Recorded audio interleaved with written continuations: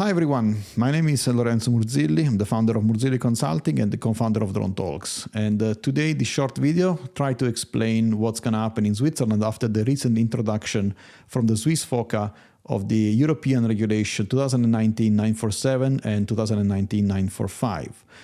This regulation was introduced into the law starting the 1st of January 2023, although there is a long transition phase until 1st of September 2023, and therefore it will go fully into force only after 1st of September 2023. So what will change in Switzerland? It depends on who you are and what you are doing. So let's start easy with the drone pilots that only operate in Switzerland. That's not necessarily a good news for them in the sense that the pilot community will be certainly more regulated than it used to be until today. In general, pilots in the open category will have to do the A1, A3 training and potentially the A2 training, both practical and theoretical, if the operation so requires. In general, training will be more specialized and I would say more difficult.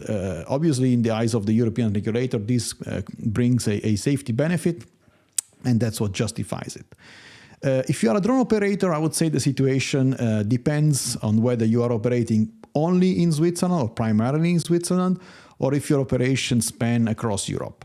If you're a Swiss-only operator, I think this regulation definitely introduces complication. Some of the operations that were possible before, let's say operating in the Swiss open category, will no longer be possible and will fall under the specific category. Now, European regulation is adopting more and more predefined risk assessment to kind of help operators into this specific category.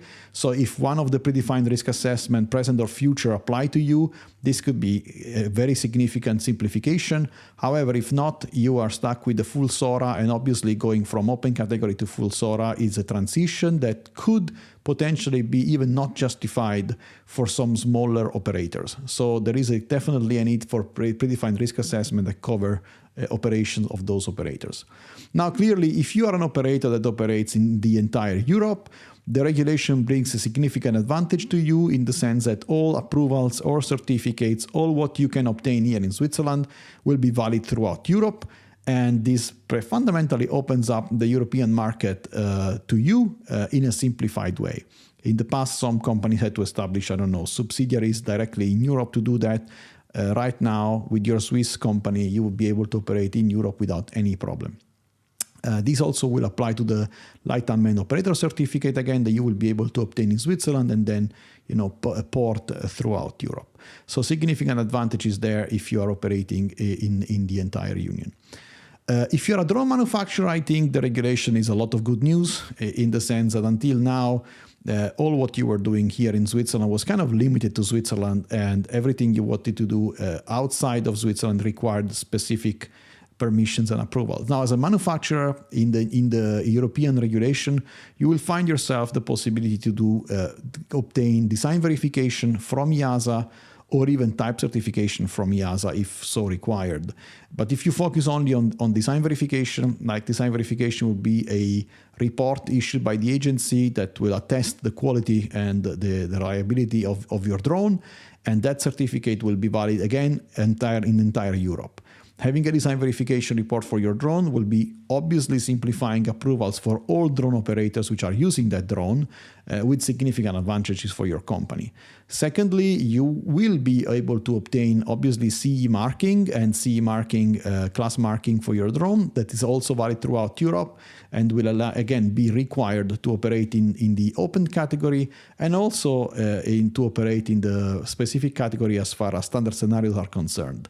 So in general, I would say for manufacturers, there is a lot of good news with the adoption of the regulation, and manufacturer needs to gear up for that, start to plan their activities, plan their CE marking, plan their design verifications, and kind of forecast what kind of operations their drone is able to perform and how to best facilitate operators that are doing that. Of course, in terms of services, you will see possibilities for Swiss companies to become notified bodies and therefore perform this CE marking certification, although that's not necessarily required. Of course, you can do it throughout Europe without any problem. What is important is that in terms of standard scenarios, class markings, and all of that. The requirements will enter into force in end of December, so until then, it's still possible to operate in the open category without class markings.